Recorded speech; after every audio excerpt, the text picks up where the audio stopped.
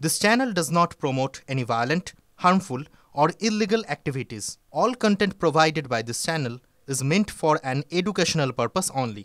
Top quality और consistent performance के लिए सिर्फ सिल्वर पंप नाम याद रखना। ট্রেনে ভ্রমণের সময় কোনো যাত্রীর যাতে সমস্যা না হয় তার জন্য ভারতীয় রেল কিছু নিয়ম তৈরি করেছে। অনেক নিয়মই যাত্রীরা জানেন না। যদি দীর্ঘ দূরত্ব ভ্রমণ করতে হয় তাহলে রেলের একটি বিশেষ নিয়ম জেনে নেওয়া দরকার। তাতে টিকিটের খরচ কম পড়বে। 1000 কিলোমিটারের বেশি দূরত্বের জন্য রেলের টিকিট কিনলে এক বিশেষ সুবিধা পাওয়া যায়। সেক্ষেত্রে 500 কিলোমিটার ভ্রমণের পর সেই টিকিটে ব্রেক জার্নি করার সুবিধা পেতে পারেন। যদি কোনো ব্যক্তি তার একার 600 কিলোমিটার দূরত্বের জন্য টিকিট কেটে থাকেন তাহলে 500 কিলোমিটারের পর তিনি বিরতি নিতে পারবেন। দুদিনের বিরতি নেওয়া যায়।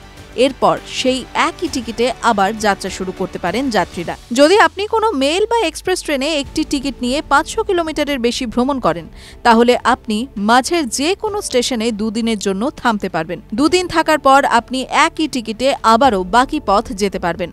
ভারতীয় রেলের দেওয়া তথ্য অনুযায়ী রাজধানী, শতাব্দী এবং জনশতাব্দী এক্সপ্রেসে ব্রেক জার্নির এই সুবিধা পাওয়া যায় না। তবে একবার যাত্রা শুরু করলে শুরুর স্টেশন থেকে 500 কিলোমিটার দূরত্বের আগে বিরতি নেওয়া যাবে না। ধরে নিন আপনি 700 কিলোমিটার যাওয়ার টিকিট কেটেছেন।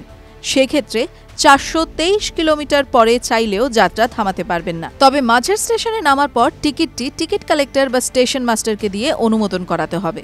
এরপর যাত্রা যেখানে শেষ হবে সেখানে জমা দিতে হবে ওই টিকিট। TV9 Bangla digital.